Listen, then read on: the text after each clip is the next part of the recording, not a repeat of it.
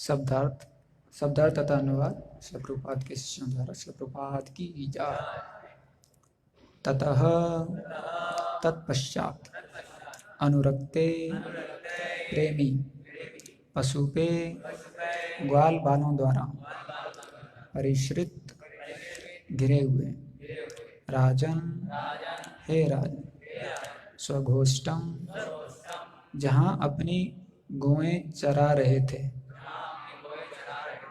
उसी स्थान में, सबलह, बलराम सहित, अवर्जत, गए, हरि, कृष्ण, तथा विधानी, इस तरह का, अस्य, उनके, कृतानि, कार्यकलाप, गोपिका, गोपिकाएं, गायन्त्य, गाती हुई, इयु, गई, मुदिता, प्रसन्नतापूर्वक, हृदय स्पर्श, हृदय को स्पर्श करने वाला।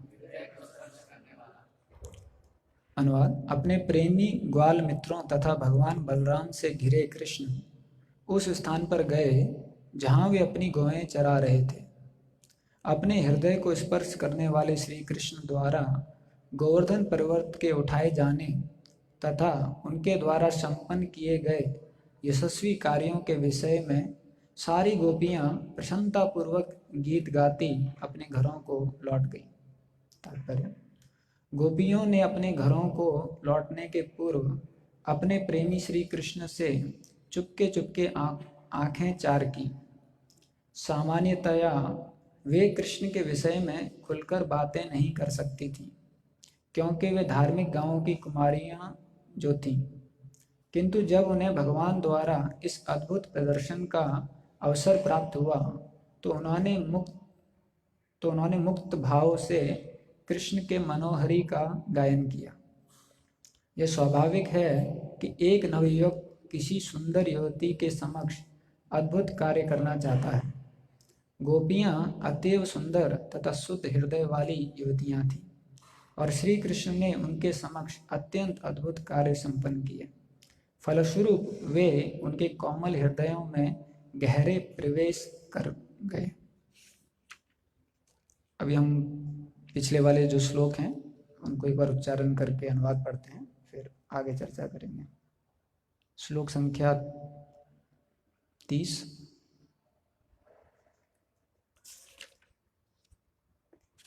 यशोदा रोहिणी नंदो रामच्च बालिनंबरः कृष्णमालिंग्ययोर आशीषः स्नेह कातरः। माता यशोदा, रोहिणी, नंद महाराज तथा बलिष्ठों में सर्वश्रेष्ठ बलराम ने कृष्ण को गले लगाया। स्नेहाभिभूत होकर उन सबों ने कृष्ण को अपने अपने आशीर्वाद दिए। श्लोक संख्या 31। दिवि देवगणा सिद्धा साध्या गंधर्वचारण तुष्टुर्मुमुचुस्तुष्टा पुष्पवर्षाणि पार्थिवा। हे राजन, स्वर्ग के सिद्धों, साधुओं, गंधर्वों तथा चरणों समेत सारे देवताओं ने भगवान कृष्ण का यशोगान किया और अतएव संतोष पूर्वक उन पर फूलों की वर्षा की। श्लोक संख्या 32। शंख दुंद भयो नेदो दिवि देव प्रचोदितः जगुर्गंधर्व पतयस तुम्बुरु प्रमुखा निर्भः।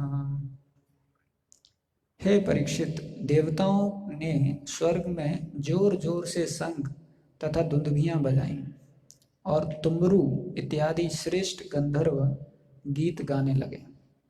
हरे कृष्ण। तो मैं सर्वप्रथम सभी भक्तों का आशीर्वाद चाहूँगा, जिससे कि ये जो श्लोक है इसके ऊपर हम कुछ चर्चा कर सकें अपने हृदय शुद्धिकरण के लिए और भगवान के गुणगान के लिए। तो ये जो अभी जो ये अध्याय चल रहा है इसका ये अंतिम 4 श्लोक हैं और इसके ऊपर हमारा बहुत अच्छा सौभाग्य रहा कि बहुत अच्छे अच्छे भक्तों से हम लोगों ने अलग अलग एंगल से इस पूरे जो अध्याय है और ये जो पूरा लीला है इसका श्रवण करने का मौका मिला। और ये भी उसमें अंतिम श्रेणी जो चल रहा है, तो इस अध्याय में हम काफ़ी चीज़ें सीख सकते हैं जो हम लोगों ने सुना है। एक चीज़ जो हम इस अध्याय से समझ रहे थे कि जो सेंस ऑफ सुपीरियॉरिटी होता है, उसको हिंदी में हम नहीं कर पाए, कैसे होगा वो? कुर्मा तात्पुर नहीं है, बड़े होने का भाव ना।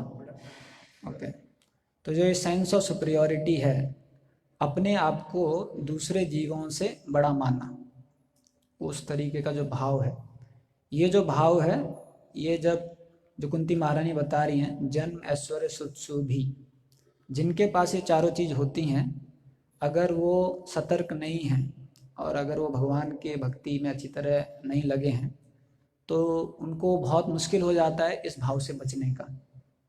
एक इंग्लैंड के एक राजा थे एक बार, तो उनके सरकार में उन्होंने एक जेल बनाया था, तो उसमें उन्होंने अलग अलग मशीनें बनाई थी, तो उसको दिखा रहे थे। तो उन्होंने एक सिस्टम बताया उधर कि ये जो है, ये जो क्रिमिनल होते हैं, जो हत्यारे होते हैं, उनको टांगने के लिए है, उनको मारने के लिए। तो राजा बोला मुझे इसको चला के दिखाओ। बोले उसके लिए तो व्यक्ति होना चाहिए जिसको टांगा जाएगा। तो राजा के साथ में कुछ सोल्जर्स खड़े थे, तो राजा बोला इस सोल्जर को लेके जाओ और इसको टांग के मेरे को दिखाओ। तो जो बाकी लोग थे वो एकदम डर गए, अरे ये मर जाएगा राजा। बोले मैं देखना चाहता हूँ। तो ये एक ऐसा भाव रहता है जब किसी में बड़प्पन का भाव रहता है कि वो बाकी जो जीवात्मा हैं उनको एक्सप्लॉइट कर सकता है, उनको दर्द दे सकता है, उसको लगता है उसमें वो कुछ गलत नहीं कर रहा है, ऐसा करके। तो जितना ये भाव उनमें बढ़ता है, उतना ज़्यादा उनको ऐसा लगता है कि जो जीवात्मा हैं वो मेरी सेवा के लिए बने हैं, अगर वो मेरी सेवा नहीं कर रहे हैं तो उनको बहुत वो हो जाएगा। और जब भी किसी में जन्म ऐश्वर्य सुत्सु भी होगा तो उसमें ये भाव आ जाता है। जैसे जन्म का हम सुनते हैं कि जो श्रृंगी जो थे, जब उनको पता चला कि परीक्षित महाराज ने समीक ऋषि के ऊपर सांप डाल दिया है, तो उनको एकदम बहुत वो आ गया कि हम ब्राह्मण हैं और ये जो क्षत्रिय है उसके अंदर ऐसा कैसे हो सकता है कि एक ब्राह्मण के प्रति वो ऐसे बर्ताव कर रहा है। तो उसी समय पर वो कर्ष कर देते हैं, जबकि परीक्षित महाराज पूरे उसके राजा थे। वैसे ही जो देवयानी और शर्मिष्ठा का आता है, गलती से शर्मिष्ठा देवयानी के कपड़े पहन लेती है, और जबकि दोनों बहुत ही घनिष्ठ मित्र थे, लेकिन देवयानी बोलती है ये क्या कलयुग आ गया है, जो शूद्र हैं वो शास्त्रों को अपने हाथ में ले रहे हैं, वो भगवत गीता पढ़ रहे हैं, और जो बटर जो सेक्रीफाइस के लिए है उस पर जो कुत्ते हैं वो उसको ले रहे हैं। ऐसा करके वो बहुत निम्न उपमाएं देती हैं। और शर्मिष्ठा तो क्षत्रियानी थी, तो इन्होंने अपना ब्राह्मण नेचर दिखाया, तो इन्होंने इनका भी जो क्षत्रिय नेचर था वो बाहर निकल गया। तो इन्होंने ज़्यादा बोला नहीं, इन्होंने उनको पकड़ा और कुएं में डाल दिया, क्योंकि जो क्षत्रिय स्वभाव होता है उसमें एक्शन ज़्यादा होता है, ब्राह्मण स्वभाव होता है उसमें बोलना ज़्यादा रहता है। तो क्योंकि उनको इतना ज़्यादा घमंड था अपने जन्म का कि हम ब्राह्मण कुल से हैं, ब्राह्मण परिवार से हैं, तो जब भी ये चारों चीज़ों की वजह से घमंड आता है तो एक सेंस ऑफ सुपीरियॉरिटी आ जाता है। और उसमें जब हम दूसरों पे हिंसा करते हैं तो हिंसा हमको हिंसा के रूप में नहीं दिखाई देता है, हमको लगता है कि मैं इनको ठीक कर रहा हूँ, ये मेरा समझ नहीं पा रहे हैं कि इनको क्या करना चाहिए था, इन्होंने रिस्पेक्ट नहीं किया या वो नहीं किया उस तरीके से। तो ये बहुत खतरनाक रहता है खासकर भक्ति के लिए, क्योंकि जो भगवान का भक्त है वो हर जीवात्मा को भगवान के दास के रूप में देखता है, भगवान के अंश के रूप में देखता है। और ऐसे बहुत सारे शास्त्र में उदाहरण आए हैं जिसमें ये बड़े होने का भाव आ जाता है। जैसे जो कार्तिवीर अर्जुन थे, जब वो जमदग्नि के पास आते हैं और वो देखते हैं जमदग्नि के पास एक गाय है, तो उनके अंदर तुरंत वो भाव आ जाता है और बोलते हैं ये गाय मेरे पास होना चाहिए। तो जमदग्नि बोलते हैं अरे ये गाय मैं आपको कैसे दे सकता हूँ, ये ब्राह्मण के पास एक ही प्रॉपर्टी होती है, वो होती है उसकी गाय, ब्राह्मण और तो कुछ रखता नहीं है।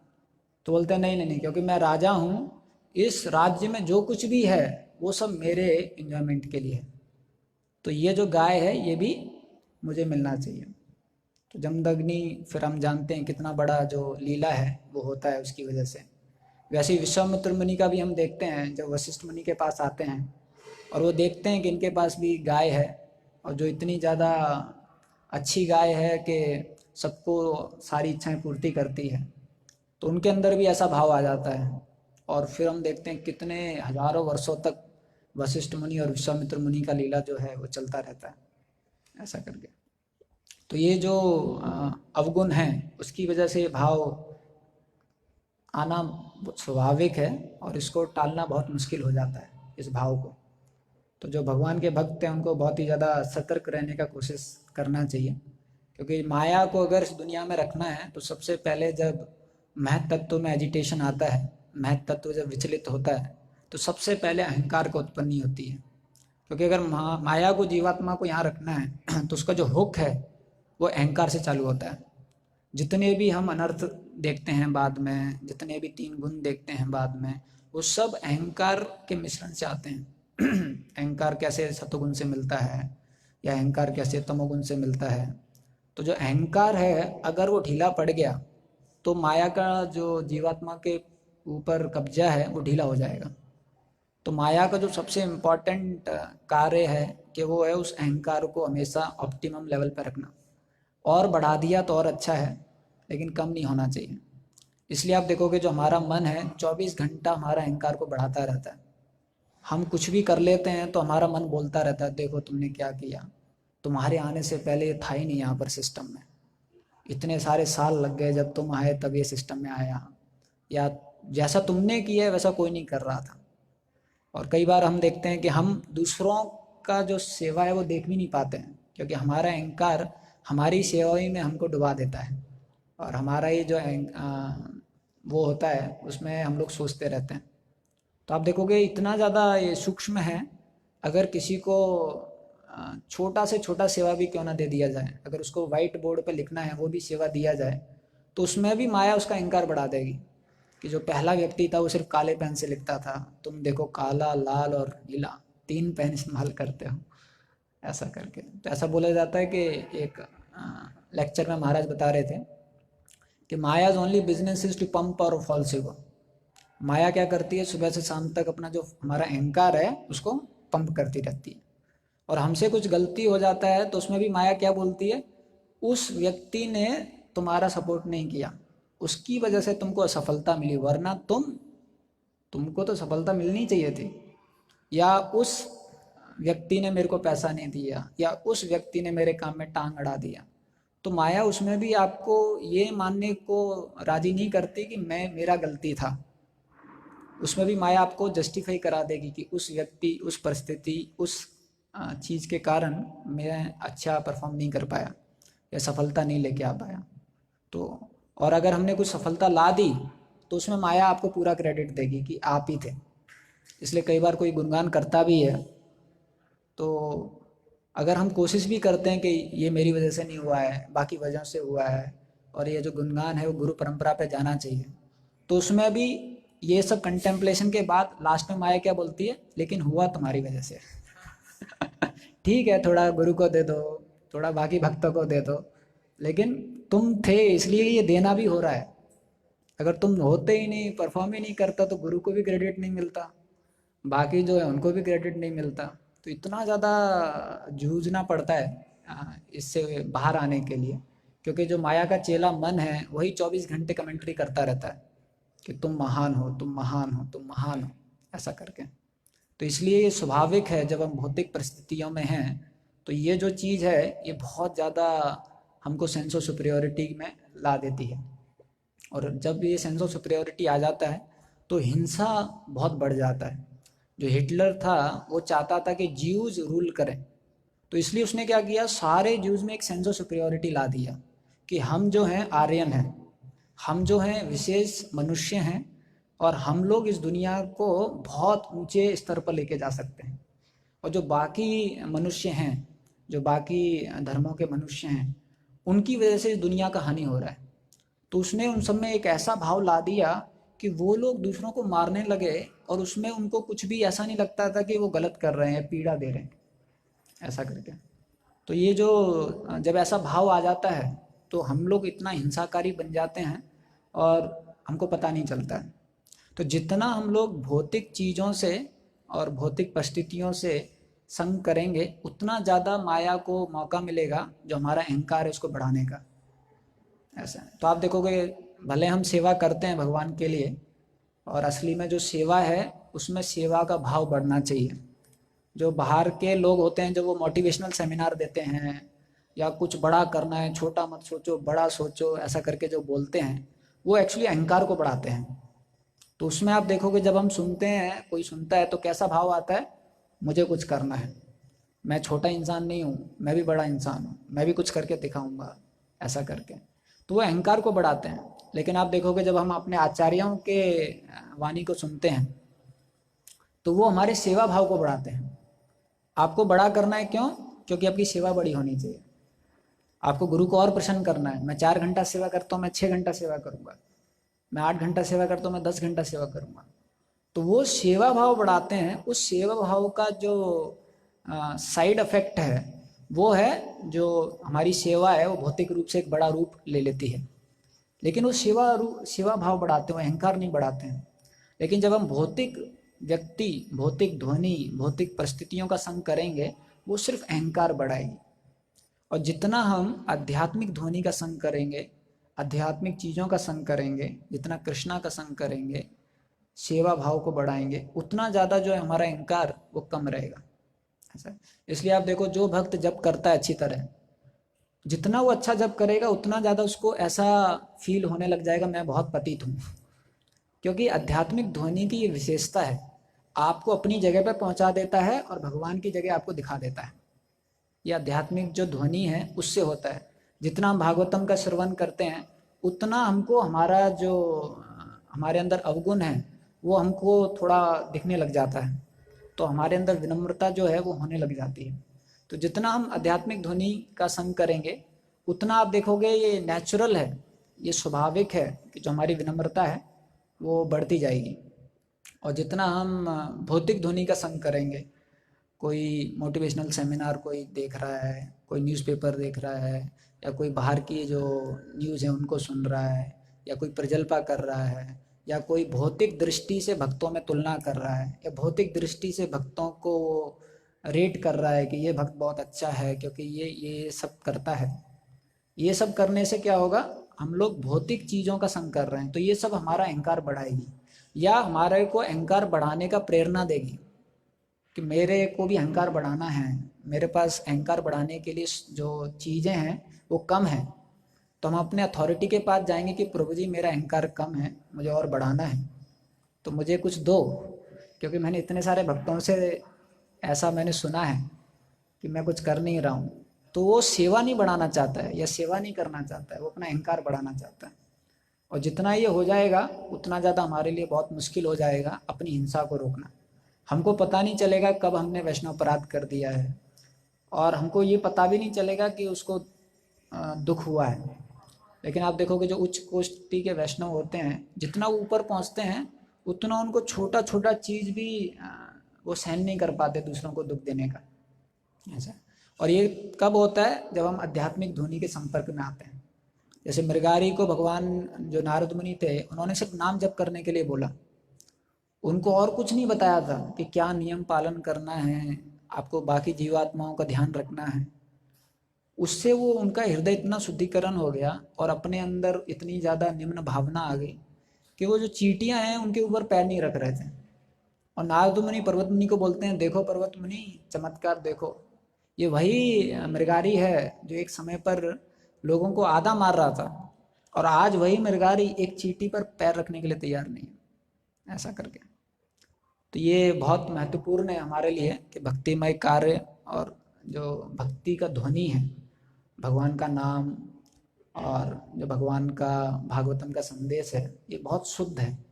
तो इससे हम जितना करेंगे उतना हमारे अंदर ऐसा भावना आएगा कि मैं बहुत ही ज़्यादा निम्न हूँ, और मैं थोड़ा बहुत जो सेवा कर पा रहा हूँ वो वैष्णव और गुरुजन की कृपा की वजह से हो रहा है। तो ये जब ऐसा भाव रहेगा तो आप अगर छोटा सेवा भी कर रहे हैं तो आपको बहुत संतुष्टि महसूस होगा। और अगर आप ये भाव रखते हैं तो भगवान आपसे बड़े सेवा भी कराएंगे और लंबे समय तक आप करते भी रहेंगे। लेकिन ये भाव नहीं है तो कुछ समय के लिए आप बड़े सेवा कर भी लीजिए, लेकिन ज़्यादा समय तक नहीं कर पाएंगे। तो भागवतम में एक श्लोक आता है पुण्य श्रवण कीर्तना, ऐसा करके। तो उसमें गौरांग गुरु बता रहे थे एक बार कि जो भक्तों का पुण्य है, सेवा करने का जो अधिकार है, जो पुण्य है, वो कहाँ से आता है? श्रवण कीर्तन से आता है। तो बता रहे थे कि उनका अनुभव है कि जो भक्त श्रवण कीर्तन पर ज़्यादा ध्यान देते हैं वो लंबे समय तक सेवा कर पाते हैं। वरना हम देखते हैं कई बार भक्त 4 साल के लिए सेवा करते हैं, फिर उनको थोड़ा दिक्कत हो जाता है, या कुछ अलग अलग समय के लिए सेवा करते हैं, क्योंकि जो हमारा एनर्जी है, इंस्पिरेशन है, वो भगवान से जो संबंध है उससे आता है ऐसा। तो और यही सब संबंध बढ़ाने के लिए भगवान ने बहुत सारे मौके दिए हैं, बहुत सारे शुद्ध दिन दिए हैं, ऑस्पिशियस डेज दिए हैं, जैसे जन्माष्टमी आता है, कार्तिक महीना आता है। ये सब, ये जो भगवान के प्रति हमारा जो कनेक्शन है उसको बढ़ाने के लिए है। वैसे ही अभी जो कार्तिक महीना चल रहा है, तो भगवान ये सब क्यों देते हैं? क्योंकि भगवान को पता है कि हम लोगों को थोड़ा सा, जब तक रिजल्ट का अनुभव ना कर लें हम लोग, थोड़ा सा हमारे को एक्सपीरियंस ना मिले, तब तक बहुत मुश्किल हो जाता है किसी चीज़ को दृढ़ विश्वास से उस पर आगे अमल करने का, ऐसा है। तो भगवान क्या बोलते हैं कि ठीक है, आप पूरा साल नहीं कर सकते, कम से कम 1 महीना तो 24 घंटा भक्ति करके देखो। 1 महीना तो हर दिन 24 घंटा भक्ति करके देखो, और फिर देखो क्या एक्सपीरियंस है। और कई बार हम ऐसा करते हैं और इसमें जो अनुभूति हमको मिलता है उसके लिए हम फिर पूरा साल लॉन्ग करते रहते हैं, कब आएगा कार्तिक महीना, या कब आएगा जन्माष्टमी, या कब आएगा राधाष्टमी, ऐसा करके। हमको अनुभव है, एक बार हम चौपाटी इस्कॉन बम्बई का मंदिर है, तो उसमें गौर पूर्णिमा मनाने के लिए गए थे। हमको याद नहीं, सेकेंड ईयर थर्ड ईयर कुछ था। तो वहाँ पर क्या है, सुबह से लेके शाम तक कथा होती रहती है, और अलग अलग जो स्पीकर हैं वो कथा देते रहते हैं। तो हम सुबह बैठे थे मॉर्निंग प्रोग्राम में मंदिर में, और रात के 9 बज गए, कथा चल रहा है, और 9 बजे अनाउंसमेंट हुआ कि जो 7 बजे अनाउंसमेंट हुआ कि जो फास्ट ब्रेकिंग है उसका समय हो चुका है, तो भक्तों के लिए जूस यहीं पर आएगा। तो कथा में हम लोग बैठे हैं और भक्तों को जूस वहीं मिल गया, और कथा कंटिन्यू किया। और 9 बजे के बाद फिर डांसिंग कीर्तन हुआ, 10 बजे तक ख़त्म हुआ। तो मेरा जो ये सिर है पूरा चकरा गया था इतना ज़्यादा सुन के। और उसके बाद जब, क्योंकि हमारा अकोमोडेशन थोड़ा दूर था जो मंदिर है उससे, तो जब हम जा रहे थे तो बीच में कई जगह फिल्मी म्यूजिक बज रहा था, लेकिन मेरे कान में हरे कृष्णा घुस रहा था। मुझे लगा ये सब हरे कृष्णा क्यों गा रहे हैं आज क्योंकि वो इतना ज़्यादा ध्वनि ने अंदर वो कर लिया था। तो कुछ ऐसा एक्सपीरियंस रहता है, अनुभव रहता है, उसके लिए आप हमेशा आतुर रहते हैं। और कई बार भक्ति में जब हम माला जपते हैं या सेवा करते हैं, कई बार वो अनुभव नहीं मिलता है, लेकिन हमको विश्वास रहता है कि ये अनुभव है इसमें। आज मुझे नहीं मिल रहा है, लेकिन ये अनुभव है, मुझे इसमें और काम करना पड़ेगा। तो उसके प्रति हमारा विश्वास नहीं छूटता है कि अरे ये मैं इतने सालों से कर रहा हूँ लेकिन कुछ होता ही नहीं है, ऐसा भाव नहीं आएगा। तो ये जो फेस्टिवल होते हैं इनको अच्छी तरह मनाना बहुत इम्पॉर्टेंट है। तो जो रूप गोस्वामी जी ने जो 64 अंग दिए हैं भक्ति के, उसमें से 35वां अंग बताते हैं कि हमको जो बहुत स्पेशल मंथ होते हैं, तो उसमें वो लिख के बोलते हैं कि जो कार्तिक महीना जैसे, तो ये 35वां जो अंग है 64 अंगों में से, वो है कि जो कार्तिक महीने जैसे महीने हैं इनको हमें ऑब्जर्व करना चाहिए, ऐसा करके बताते हैं। ये चैतन्य चरितमृत में भी आता है, मध्य लीला में 22.127, ऐसा करके। तो ये जो महीना है ये बहुत ही विशेष महीना है, इसको दामोदर महीना भी बोलते हैं। तो जो ये 12 महीने हैं, हर महीने का, हर महीना एक विष्णु के नाम से संबंधित रखता है। तो ऐसा बोला जाता है जैसे जो माघ मेष है वो माधव, जो फागुन है वो गोविंद, जो वैशाख है वो मधुसूदन, जो भद्र महीना है वो ऋषिकेश, वैसे ही जो कार्तिक महीना है वो दामोदर विष्णु का है। तो इसलिए इसको दामोदर महीना भी बोलते हैं। और इसको कार्तिक महीना क्यों बोलते हैं? क्योंकि ये जो महीना है वो श्रीमती राधा रानी का है। तो राधा रानी की जो माता हैं उनका नाम है कीर्तिका, तो उसकी वजह से जो राधा रानी हैं उनका एक और नाम है कार्तिका कुमारी, और उस कार्तिका कुमारी से उनका जो महीना है वो आया, और उसको बोलते हैं कार्तिक महीना। और विशेष अलग अलग पुराणों में इसका विवरण दिया गया है। और कैसे ये जो कार्तिक महीना है वो बहुत ही ज़्यादा अच्छा महीना है।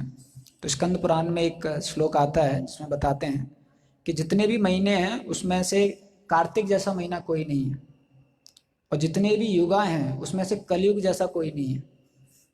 तो कई बार जब हम एक जगह ये प्रवचन कर रहे थे तो एक भक्त ने हमसे पूछा, प्रभु जी कलयुग का ऐसा कैसे बोल दिया कि कलयुग जैसा महीना कोई नहीं है। तो इसके संबंध में हमने एक लीला सुनी थी कि एक बार जो ऋषि मुनि होते हैं वो बहुत ज़्यादा चिंता में पड़ जाते हैं, क्योंकि वो सिम्टम्स देखने लग जाते हैं, लक्षण देखने लग जाते हैं कि कलयुग आ रहा है। तो लक्षण देख के ही बिल्कुल डर जाते हैं और वो सोचते हैं ये कुछ करना पड़ेगा, कलयुगा इतना ज़्यादा पापी है, इतना ज़्यादा भयंकर है, हमको जो कलयुगा वासी हैं उनके लिए कुछ करना पड़ेगा। तो वो बोलते हैं चलो वेद व्यास जी के पास चलते हैं। तो वेद व्यास जी उस समय नहा रहे होते हैं नदी में। तो वेद व्यास जी के पास जाते हैं और वहाँ खड़े हो जाते हैं नदी के किनारे। तो वेद व्यास जी बिल्कुल पानी के अंदर होते हैं, फिर ऊपर उठते हैं और बोलते हैं कलयुगा धन्य है, फिर नीचे चले जाते हैं। तो वो एकदम सब कंफ्यूज हो जाते हैं, ये वेद व्यास जी को क्या हो गया, कलयुगा धन्य है बोल रहे हैं। फिर वापस खड़े होते हैं, फिर बोलते हैं कलयुगा धन्य है, फिर नीचे चले जाते हैं। फिर वापस आते हैं, फिर बोलते हैं कलयुगा धन्य है, और फिर बाहर आ जाते हैं। तो ऋषि मुनि बोलते हैं अरे यही हम पूछने आए हैं आपसे कि कलयुगा धन्य कैसे है, हम तो देख रहे हैं इतने अजीब से लक्षण हैं कलयुगा में। तो फिर वेद व्यास जी बताते हैं कि कलयुगा जो है वो बहुत ही ज़्यादा फॉल्ट से भरा हुआ है, ओशन ऑफ फॉल्ट है, जो अवगुण है उसका सागर है। लेकिन तीन चीज़ें कलयुगा में ऐसी हैं जो कलयुगा को एक बहुत विशेष युगा बताता है, बनाता है। तो पहला चीज़ जो बताते हैं कि कलयुग में सिर्फ मन में जो आपने कार्य किया है, अगर आपने मन में किसी को बुरा सोचा है या मन में कुछ बुरा भाव है या मन में कुछ बुरा करने का विचार आया है, तो उसका आपको बुरा फल नहीं मिलेगा, उसका आपको पाप नहीं चढ़ेगा। लेकिन अगर मन में आपने कुछ पॉजिटिव कार्य किया है, कुछ सकारात्मक कार्य किया है या भगवान की सेवा करी है, तो आपको उसका पॉजिटिव फल मिलेगा। मतलब अगर कोई भक्त चाहे तो मन में ही इतना ज़्यादा भक्ति कर सकता है, सोच सोच के कि मैं अयोध्या में मंदिर बनाना चाहता हूँ लोग इतना लड़ाई कर रहे हैं लेकिन भक्त बना सकता है अच्छी तरह। और जितना आपका भाव है उतना डिटेल डाल सकते हो आप उसमें, कैसा दरवाज़ा होगा, कैसा भगवान का मंदिर होगा, कैसे जो विग्रह हैं वो रखे जाएंगे, कैसे पूजा होगी, सब कुछ आप कर सकते हो। और इसका जो फल है आपको पूरा मिल जाएगा। लेकिन इसका मतलब ये नहीं है कि हम हर चीज़ मन में ही करते रहें, क्योंकि शास्त्रों में ये भी बताया जाता है कि जैसे कि जो वासुदेव थे उन्होंने मन में गाय दान दे दी थी, लेकिन जब उन पे असली में गाय आई तो उन्होंने असली गाय भी दान में दी। तो अगर आपके पास पैसा है असली में तो पैसा खर्च करके भगवान का मंदिर बनाना चाहिए। अगर पैसा नहीं है तो फिर हम लोग मन के स्तर पर सेवा के रूप में भगवान के लिए कुछ कर सकते हैं। तो ये पहला चीज़ उन्होंने बताया। तो सारे जो ऋषि मुनि सुने और बोले ये तो बहुत बढ़िया चीज़ है, हम लोगों को तो इतना कंट्रोल करना पड़ता है, मन में एक विचार आ गया उसका पाप चढ़ जाता है, और कुछ करने के लिए असली में करना पड़ता है। तो फिर दूसरा चीज़ वो बताए कि जो कलयुग है उसमें सिर्फ भगवान का नाम जप करके ही आपका वो हो जाएगा, आधार हो जाएगा, आपका लिबरेशन हो जाएगा, परफेक्शन मिल जाएगा। तो आप देखोगे जो बाकी युग होते हैं उसमें बहुत ही ज़्यादा कठिन रहता है भगवान को पाना। इसलिए जब ध्रुव महाराज नारद मुनि के पास, नारद मुनि जब ध्रुव महाराज के पास जाते हैं तो नारद मुनि पूछते हैं कहाँ जा रहे हो आप। तो ध्रुव महाराज बोलते हैं कि मेरी माँ ने बोला है कि जो विष्णु है वो मेरी इच्छाओं को पूर्ति कर सकते हैं, तो मैं विष्णु की तलाश में जा रहा हूँ, मुझे विष्णु चाहिए। तो पहला चीज़ जो नारद मुनि क्या बताते हैं उनको, बहुत मुश्किल है। नारद मुनि बोलते हैं बड़े बड़े लोग जंगलों में करोड़ों सालों से तपस्या कर रहे हैं, मन की स्थिति से ज्ञानी दौड़ रहे हैं, लेकिन ब्रह्म ज्योति में घूम रहे हैं वो, उनको भगवान के चरण तक भी नहीं पहुंच पा रहे हैं वो। तो नारद मुनि पहला चीज़ बताते हैं बहुत मुश्किल है।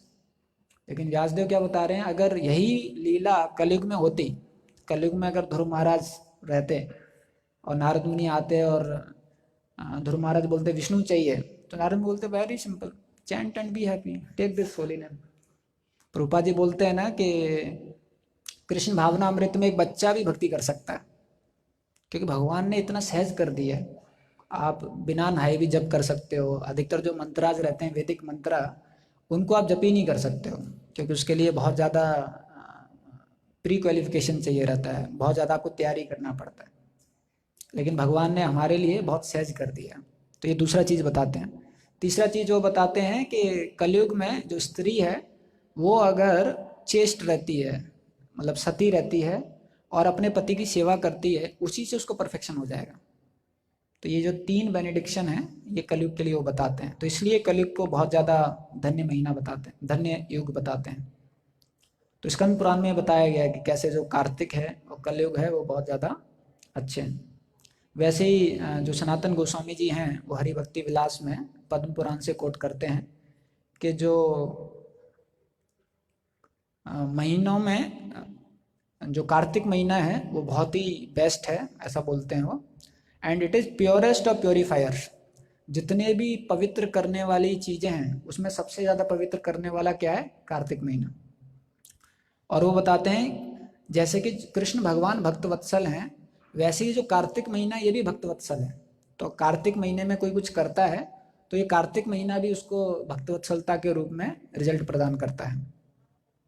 उसके बाद बताते हैं कि कोई भी व्रत अगर कोई कार्तिक में करता है तो उसको बहुत ज़्यादा उसका फल मिलता है। और ये बताते हैं कि अगर कोई कार्तिक व्रत में कुछ इच्छा रखता है तो अगर बाकी व्रतों में आपने कुछ इच्छा रखी है तो उसका जो फल है वो सिर्फ 1 जन्म तक रहता है। अगर कोई आपने भौतिक इच्छा रखी है, जैसे कोई लोग सुंदर स्त्री पाने के लिए किसी देवी देवता का पूजा करते हैं ऐसा करके, तो वो सुंदर स्त्री कब तक रहेगी? 1 जन्म तक। अगले जन्म में दोबारा सुंदर स्त्री चाहिए तो दोबारा देवी देवता का पूजा करना पड़ेगा, या किसी को धन चाहिए या किसी को ऐश्वर्य चाहिए ऐसा करके। लेकिन कार्तिक महीने में अगर कोई व्रत करता है, अगर कोई भौतिक इच्छा के लिए भी कर रहा है तो उसका जो फल है वो 100 लाइफ टाइम तक रहता है। तो मतलब अगर आपने एक बार किया तो 100 जन्म तक आपको वो जो फल है, वो आपकी भौतिक इच्छा है, वो आपको मिलता रहेगा। और जो श्रीमती राधा रानी हैं वो कार्तिक महीने की प्रिसाइडिंग डीटी हैं। तो ये जो कार्तिक महीना है वो श्रीमती राधा रानी का महीना है, इसलिए जो कृष्ण हैं उनको ये कार्तिक महीना बहुत ज़्यादा प्रेम करते हैं कृष्ण कार्तिक महीने को, क्योंकि जो राधा रानी है ये उनका महीना है। और रूप गोस्वामी जी बताते हैं एक जगह कि ये जो कार्तिक महीना है इसको ऊर्जा महीना भी बोलते हैं। और ऊर्जा मतलब कि जो भगवान की इंटरनल पोटेंसी है, जो भगवान की अंतरिंगा शक्ति है, इसलिए उसको ऊर्जा शक्ति भी बोला जाता है। और रूप गोस्वामी बताते हैं कि जितने भी सिंसियर भक्त हैं उनको ये जो ऊर्जा व्रत है इसका अच्छी तरह पालन करना चाहिए। और जो श्रीमती राधा रानी है उसको ऊर्जेश्वरी भी बोला जाता है। तो ये ऊर्जा महीना हो गया और उनको ऊर्जेश्वरी बोला जाता है। और पद्म पुराण में एक और कथानक है कि एक बार जो सत्यभामा जी हैं वो कृष्ण से पूछ रही थी कि आप मेरे को इतना प्रेम करते हैं तो ऐसा मैंने क्या किया कि जिसकी वजह से आप मुझको इतना ज़्यादा प्रेम करते हैं। तो कृष्ण भगवान बताते हैं कि पिछले जन्म में एक ब्राह्मण थे जिनका नाम था देव शर्मा करके, और उनकी एक पुत्री थी जिनका नाम था गुणवती। तो जो ये देव शर्मा थे ये अपनी पुत्री को बहुत ज़्यादा प्रेम करते थे। तो जब ये पुत्री का उम्र शादी के योग्य हो गया तो ये नहीं चाहते थे कि वो अपने घर से कहीं और भेजें उसको। तो जो देव शर्मा थे ब्राह्मण थे और इनके बहुत सारे शिष्य थे। उसमें से एक शिष्य थे जिनका नाम था चंद्र। तो उन्होंने सोचा कि मैं अपने एक शिष्य से ही इसकी शादी करा देता हूँ, जिससे कि ये जो मेरी बेटी है वो घर पे रहेगी। तो जो अपने शिष्य हैं चंद्र उससे अपनी पुत्री गुणवती का शादी कराते हैं। और एक बार क्या होता है, जो ये देव शर्मा जी और चंद्र जी ये कुछ यज्ञ का सामग्री लेने के लिए जंगल में जाते हैं। और जब वो जंगल में जाते हैं यज्ञ का सामग्री लेने के लिए, उसी समय पर एक राक्षस दोनों को अटैक कर देता है, तो वो दोनों को मार देता है। और जब ये समाचार, ये खबर जब इनको मिलता है गुणवती को, तो गुणवती बहुत ज़्यादा रोने लग जाती है क्योंकि उनके यही 2 आश्रय थे। लेकिन रोते रोते, क्योंकि वो भगवान की भक्ति भी थी, तो उसको एक ऐसा अनुभव होता है कि अब मैं किसी भी और व्यक्ति को अपने पति के रूप में स्वीकार नहीं करूँगी। अगर मैं किसी को पति के रूप में स्वीकार करूँगी तो वो सिर्फ विष्णु होंगे। तो उसके बाद वो भगवान की पूजा करने लग जाती हैं और हर साल कार्तिक महीने का पालन करने लग जाती हैं। तो आप देखोगे वैदिक समय में कभी भी कोई व्रत होता था तो सबसे पहले नदी में जाके नहाया जाता था, उसके बाद कुछ पूजा वगैरह करते थे और फिर पूरा दिन चलता था।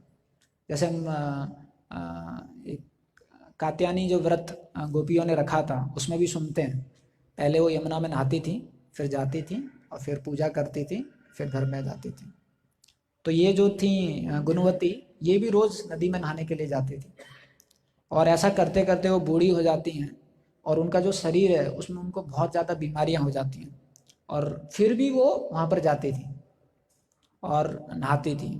और एक बार वो इतना बीमार थी, इतना बूढ़ी थी, फिर भी जाती हैं, और जैसे ही नदी में अपना पैर रखती हैं तो उनका जो शरीर है वो छोड़ देती हैं। और फिर यही जो गुणवती हैं वो अगले जन्म में सत्यभामा के रूप में आती हैं। तो कृष्ण भगवान उनको ये बताते हैं क्योंकि आपने इतना प्रेम पूर्वक ये जो कार्तिक का महीना है इसका पालन किया, इसलिए आपके साथ ये हुआ।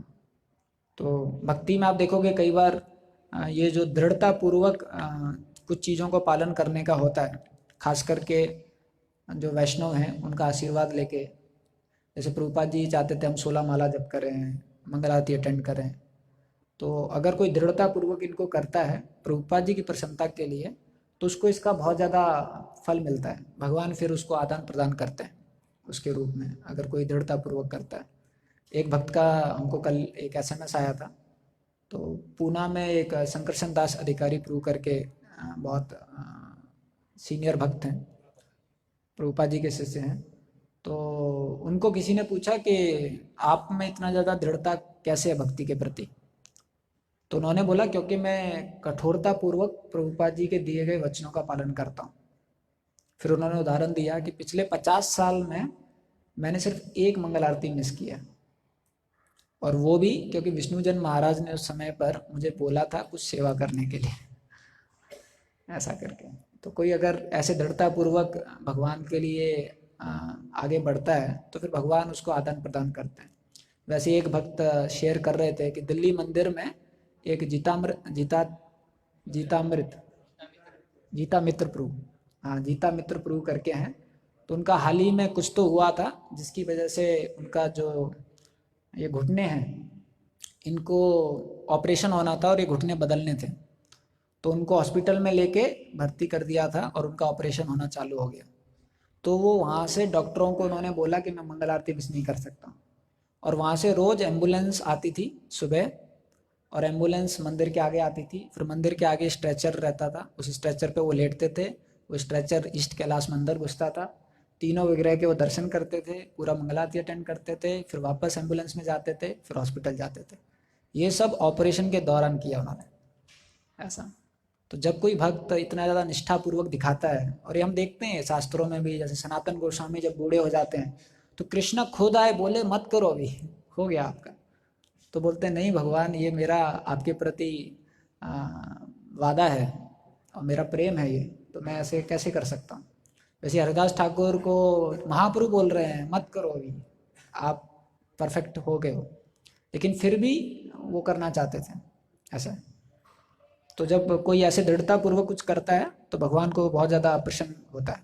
लेकिन दृढ़ता में अहंकार नहीं बढ़ना चाहिए या फैनेटिक नहीं होना चाहिए, ये उससे अलग है।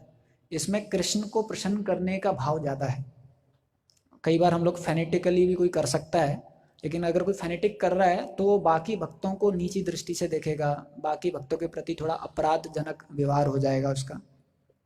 लेकिन अगर कोई भगवान की प्रसन्नता के लिए दृढ़ता लाता है अपनी ज़िंदगी में, तो भगवान उसको बहुत ज़्यादा कृपा देते हैं। वो खुद दृढ़ रहेगा लेकिन दूसरों को बहुत ज़्यादा सम्मान करेगा, ऐसा है। तो भक्तिव्रत भागवत महाराज बता रहे थे कि प्रभुपाद जी बोलते हैं प्योरिटी इज फोर्स। तो बोले ये फोर्स क्या है? तो महाराज बता रहे थे कि purity is a force to see purity in others.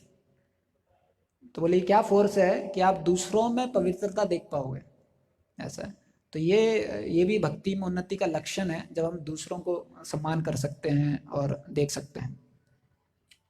उसके बाद 1542 में जब कार्तिक महीना था, तो उसी कार्तिक महीने में जो रूप गोस्वामी जी थे उन्होंने राधा दामोदर जो विग्रह हैं उनको कार्व किया था, और उसके लिए वो पत्थर लाए थे मध्य प्रदेश से, विंध्या पर्वत करके एक पर्वत लाए और उसको कार्व किया, और ये उन्होंने दिया था विग्रह जीव गोस्वामी को, जो हम देखते हैं कि वृंदावन में रखते थे पहले।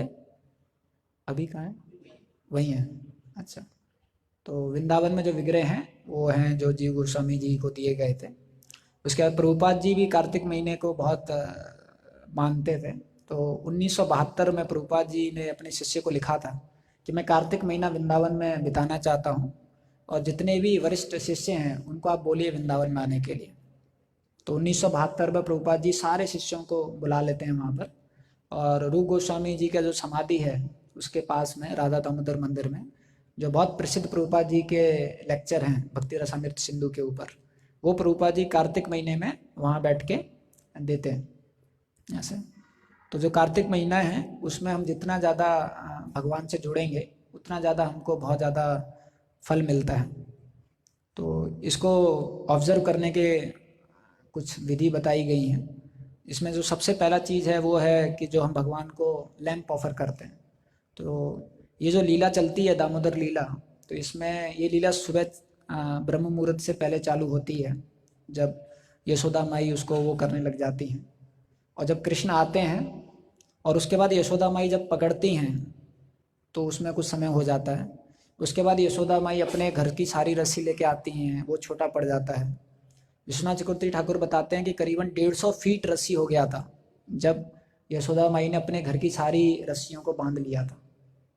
उसके बाद नहीं होता है, वो कम पड़ जाता है। तो वो अपने जो उनकी मेड सर्वेंट्स रहती हैं उनको बोलते हैं आप जाओ और सारी गायों की रस्सी लेके आ जाओ। तो उनकी 9 लाख गायें होती हैं, और 9 लाख गायों का रस्सी लाया जाता है। उसके बाद उन सबको बांधती हैं, फिर करती हैं, फिर छोटा पड़ जाता है। तो तब तक ये जो खबर है व्रज में पूरा फैल जाती है कि ऐसा हो गया, ऐसा हो गया, ऐसा हो गया। तो फिर जो यशोदा माई हैं वो उनको देखने के लिए सारी गोपियाँ आ जाती हैं, और सब हंसने लग जाती हैं कि मैया आप क्या कर रहे हो, इसको नहीं मान पाओगे, आपको नहीं पता ये कुछ मिस्टिक है या कोई देवता है, ये तो पूतना को मार दे या पता नहीं कितने कितने बड़े राक्षसों को मार देता है, और आप खुद नहीं देख रहे हो, आपने इतनी बड़ी रस्सी बांध ली है लेकिन इसकी कमर पे डालते ही छोटी हो जा रही है। तो आपको इसे आपको पता चलना चाहिए कि आप इसको नहीं बांध सकते। तो यशोदा माई बोली तुम लोग मेरा मजाक मत उड़ाओ, अगर तुमको मदद करना है तो अपने अपने घरों में जाओ और रस्सी लेके आओ और मेरी मदद करो, लेकिन मैं आज बांध के देखूंगी, मैं देखना चाहती हूँ कितनी रस्सी को छोटा करेगा ये। तो वो सब अपने अपने घरों में जाती हैं और रस्सियाँ लेके आती हैं। तो जब रस्सियाँ लेके आती हैं उसके बाद वो बांधने लग जाती हैं, लेकिन बंध रही नहीं होती है। ऐसा करते करते शाम को 6-7 बज जाता है। फिर सारी गोपियाँ सोचती हैं कि अरे ये तो मैया बांधने का कोशिश कर रही है लेकिन कृष्णा तो बंध नहीं रहे हैं। तो लेकिन उनको बहुत अच्छा लगता है, लेकिन देखो कृष्ण का जो सौंदर्य है वो कितना उभर के आ रहा है। लेकिन पहले ज़माने में लाइट तो होता नहीं था और अंधेरा भी होने लगा था, तो उनको लगा अभी हम लैंप लेके आते हैं, हम लोग जो कृष्ण का सौंदर्य है उसको वो करेंगे, आस्वादन करेंगे। तो सब अपने अपने घरों में जाते हैं और दिया लेके आ जाते हैं और सब चालू कर देता है। तो वहाँ से ये जो चीज़ है वो चालू हुई। उसके बाद तो ये लैंप ऑफरिंग है, ये बहुत ही प्रिय है भगवान को। और इसका एक कहानी आता है जो हमने कई बार सुना है कि एक चूहा जो होता है वो लड्डू रखे रहते हैं भगवान के सामने, फिर दिया होता है, फिर चूहा होता है। तो चूहे को लड्डू चाहिए थे, उसके लिए वो टेक ऑफ करता है क्योंकि बीच में दिया है। तो जब वो छलांग लगाता है तो दिए के ऊपर से जाता है, तो उसके यहाँ जो 3 बाल यहाँ होते हैं, 3 यहाँ होते हैं अधिकतर चूहे में, तो उसके कुछ बाल दिए में जल जाते हैं। उसकी वजह से जो दिया है थोड़ा सा और जल जाता है। तो भगवान उसको ऐसा मान लेते हैं कि चूहे ने मेरे को दिया अर्पण किया, और उसकी वजह से अगले जन्म में जो ये चूहा है उसको परफेक्शन हो जाता है, उसका लिबरेशन हो जाता है। तो ये जो लैंप ऑफरिंग है ये भक्त हैं उनको इस महीने में सारे भक्त करते भी हैं और करना भी चाहिए। और कई बार जैसे कल प्रेमानंद गुरु जी बता रहे थे कि हम सबको इस महीने में करना चाहिए।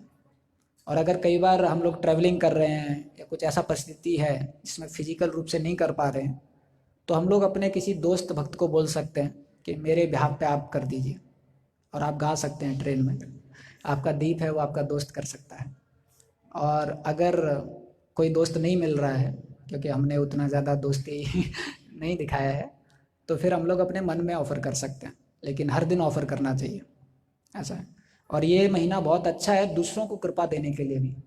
एक बार हम बॉम्बे में गए थे तो जयपताका महाराज जो हैं वो क्लास दे रहे थे। और जय पताका महाराज हर बार कार्तिक महीने के ऊपर बहुत क्लास देते हैं। जो उनके शिष्य हैं वो बता सकते हैं। अभी भी महाराज ने कुछ क्लासेस दिए कार्तिक महीने के ऊपर। तो महाराज ने वहाँ पर बताया कि महाराज ऐसे बहुत सारे प्रोग्राम करते हैं जिसमें लोगों को ऐसा मौका दिया जाता है कि वो आके भगवान को लैंप ऑफर करें। तो भगवान महाराज के इसमें बहुत विश्वास है कि जब लोग आते हैं लैंप ऑफर करते हैं तो उनका जो भक्ति है वो बहुत बढ़ता है, क्योंकि कार्तिक महीने में ऐसा वो है। तो इसमें जो ये लैंप है हम लोग अपने परिवारजनों के लिए भी कर सकते हैं, जिनको हम चाहते हैं भक्त बने, या कोई जिनको हम प्रचार कर रहे हैं उनके लिए भी कर सकते हैं। और इससे बहुत वो होता है।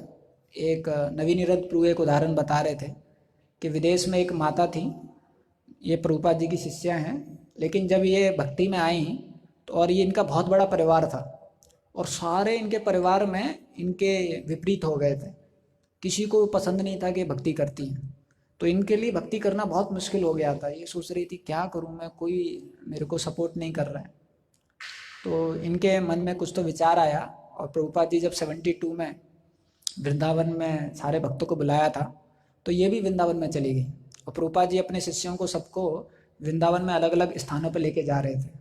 तो इन्होंने क्या किया, अपने परिवारजनों का सबका फ़ोटो लेके एक पोस्टर बनाया। तो उस पोस्टर में इनके परिवारजनों के सबके फ़ोटो थे, उसको लेमिनेशन कराया और फिर वृंदावन में गई।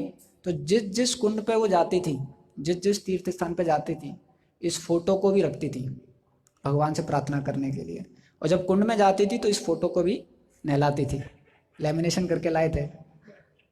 तो नवीनीरथ प्रभु बता रहे थे उसके बाद एक एक करके आज उनका पूरा परिवार भक्त बन गया। तो विश्वास में इतना ताकत रहता है, क्योंकि भगवान ने ये दिया ही इसलिए कृपा देने के लिए, लेकिन कृपा लेने के लिए थोड़ा सा विश्वास, थोड़ा सा परिश्रम करना पड़ता है। तो हमारे यूथ सेंटर में हमने भक्तों को बोला है कि जो जिनको हम प्रचार कर रहे हैं आप उनके लिए ऑफर कर सकते हैं। और अगर मौका है तो ऐसा कर सकते हैं, अगर वो भी कहीं आके अगर एक्चुअल में ऑफर करें, क्योंकि ये जो कृपा का महीना है ये कृपा बांटने का महीना है। तो बहुत सारे लोगों को बहुत सारा कृपा मिलेगा इससे। दूसरा जो चीज़ बताते हैं इसमें कि सुबह नहाना चाहिए। तो सुबह नहाना मतलब ब्रह्म मुहूर्त से पहले नहाना। अधिकतर ऐसी चीज़ें हैं जो प्रभुपाद जी का जो संस्था है उसमें बिना जाने हो ही जाता है। प्रभुपाद जी ने सब नियम ऐसे बनाए हैं कि हर चीज़ का हम बाय डिफ़ॉल्ट पालन करते हैं। तो अगर हम सुबह नहाते हैं ब्रह्म मुहूर्त से पहले तो उसका भी बहुत ज़्यादा फल बताया गया है। उसका भी एक कथानक है, मैं 5 मिनट और लूँगा थोड़ा। एक धर्मदत्त करके एक ब्राह्मण थे, तो ये कार्तिक महीने का बहुत अच्छी तरह पालन करते थे और हर कार्तिक महीने में सुबह सुबह ब्रह्म मुहूर्त में ये जाते थे और गंगा में नहाते थे। तो एक बार ये जा रहे होते हैं और उसी समय पर एक स्त्री राक्षस होती है, राक्षसी। तो जो राक्षसी होती है वो उनको आक्रमण कर देती है। तो एकदम विचलित हो जाते हैं, क्या करें, ब्राह्मण थे, कुछ था नहीं उनके पास। तो उनके पास तुलसी होता है और कमंडलू में कुछ गंगा का पानी होता है। तो तुलसी और कमंडलू में जो पानी होता है गंगा का, उसको लेके वो उस राक्षसी के ऊपर फेंक देते हैं। और जैसे ही उसके पास वो पानी पड़ता है तो उसका जो मनोभाव है वो बदल जाता है। तो वो जो ब्राह्मण है उसको प्रार्थना करने लग जाती है, उसके पैर में पड़ जाती है। तो ब्राह्मण उनसे पूछता है, अरे तुम्हारा ऐसा हाल कैसे हो गया? तो वो बताती है कि उसको याद था। तो बताती है पिछले जन्म में मैं एक स्त्री थी और मैं बहुत ज़्यादा अपने पति से चीटिंग करती थी। अपने पति से बहुत ज़्यादा मैं चीज़ें छुपाती थी। कई बार जो अच्छी अच्छी चीज़ है वो मैं खा लेती थी और पति को देती नहीं थी। और कई बार मैं जो उसका पैसा है वो इधर उधर कर देती थी। तो ऐसा करके मैं बहुत कुछ अपने पति को तंग करती थी। तो जो पति थे उनको पता चल गया कि मेरी पत्नी तो ऐसी है।